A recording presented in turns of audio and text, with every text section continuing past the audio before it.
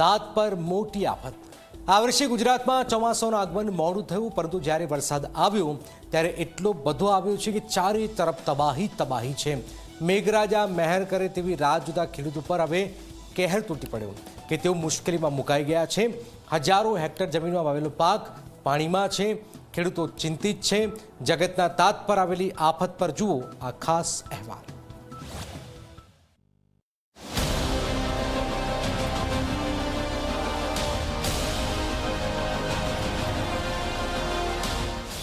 જગતના તાત પર આવી મોટી આફત। ખેતરો થયા જળબંબાકાર, પાક થઈ ગયો બરબાદ। આ દ્રશ્યો કોઈ તળાવના નથી। આ આણંદના બોરસદની રાસ ગામની સીમમાં આવેલી ખેડૂતોની માં સમાન મહામૂલી જમીન છે, જેમાં તેમણે પાકની વાવણી કરી હતી, પરંતુ હવે આ પાક હતો ન હતો થઈ ગયો છે। જી 24 કલાક પહોંચ્યું છે બોરસદ તાલુકાના રાસ ગામે। રાસ ગામની 1000 થી વધુ વીઘાની જમીનમાં જળબંબાકારની સ્થિતિ છે। હું કેમેરામેનને કહીશ કે જે દ્રશ્યો બતાવે આ દ્રશ્યો કોઈ તળાવ કે જળાશયના નથી।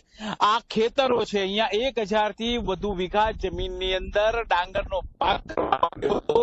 આ જો બધું ધરું ખેતી બગડી ગઈ, આપણે ધરું બધું ગતું રહ્યું, આપણે 1000 વીઘા ચારે ભોય છે, બધું બગડી ગઈ। આ પોઈન્ટ નિકાલ છે નહીં। આપણે કણભા તળાવ પકડે કે પેલો વાસણા રાસ ત્યાં પકડે તો એ થાય સમસ્યા। આ બધી કરેલી છે પણ કઈ થયું નહીં।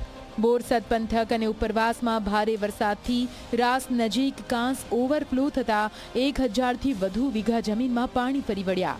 ડાંગરનો પાક બરબાદ થતા ખેડૂતોને ભારે નુકસાન થયું અને વર્ષોથી સમસ્યા યથાવત રહેતા ખેડૂતોમાં રોષ જોવા મળ્યો। વર્ષોથી સમસ્યા આ ના પ્રશ્ન છે કે રાસ અમ્યત પંથકની અંદર જે 1000 થી 1200 વીઘા જે ખેતી લાયક જે જમીન આવેલી છે, એ જમીનની અંદર દર વર્ષે આ સમસ્યા ઉદ્ભવે છે કે વરસાદી જે પાણી ભરાઈ જાય છે, જેથી કરીને ખેતર વિસ્તારના જે ખેડૂતોને ભારે નુકસાન થાય છે। આ ચારીમાં દર વર્ષે 3 થી 4 ફૂટ પાણી ભરાઈ રહ્યા છે। આ અંગે પ્રાંત કલેક્ટર, મામલતદાર, કલેક્ટર, ટીડીઓ, કોસ ખાતું, રોડ ખાતું, નહેર ખાતું ઘણી વખતે આવીને તપાસ કરીને જતા રહે છે, પરંતુ ખરેખર જે પાણી નિકાલ કરવા માટે અહીંથી જે કણભાના તળાવમાં જો કોસનું પાણી ઠાલવાય અથવા તો અમિયાદથી વાસણાની વચ્ચે જે કોસ છે એને સાફસૂફી કરી અને જો અંદર પાણી ઠલવાઈ જાય તો આમાં એક ટીપું પાણી ના રહે અને ખેડૂતોને નુકસાન ના જાય। પાણી ન ઓસરતા ડાંગના ધરું કોહવાઈ ગયા છે। પાણીનો નિકાલ નહીં થાય ત્યાં સુધી ફેર રોપણી પણ નહીં થાય અને સૌથી મોટો સવાલ એ છે કે ફરી રોપણી કરવા માટે ધરું ક્યાંથી લાવવું? ખેડૂતોને બસ હવે સરકાર પાસેથી જ સહાયની આશા છે। નુકસાનીમાં કોઈ નારવા તૈયાર નહીં લોકો, પછી ખેડૂતો શું કરે? આ અત્યારે આ લાઈનો નાચી છે, કંઈક તાર બાર તૂટે થાંભલાનો તો પબ્લિક મરી જાય જીવે। સરકાર જો વ્યવસ્થા કરી સારું આ પાણીનું। તો નવસારી જિલ્લાના ખેડૂતોનો દર્દ પણ કંઈક આવું જ છે।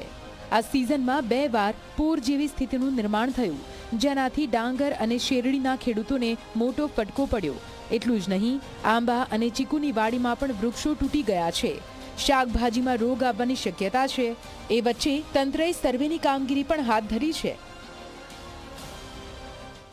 જે શેરડીનો પાકમાં જે નુકસાની છે એ ખરી નુકસાની 15-20 દિવસ પછી ખબર પડે, કેમ કે ફૂગજન્ય રોગ ડેવલપ થવાના જ, અને આખી શેરડી પાણીમાં ગરકાવ થયેલી એટલે એને રિકવરી આવવાની જગ્યાએ એ વધારે બગાડ થવાનો।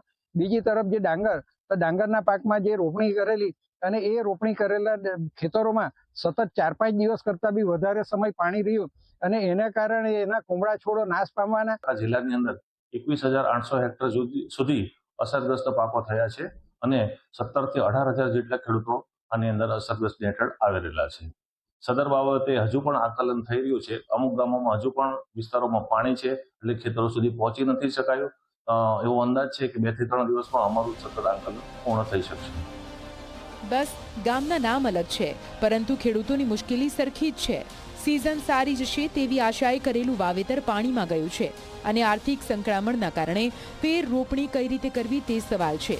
કુદરતે કહેર વર્તાવતા ખેડૂતોને હવે સરકાર પાસે જ મદદની આશા છે। બુરહાન પઠાણ અને ધવલ પારેખ, ઝી મીડિયા।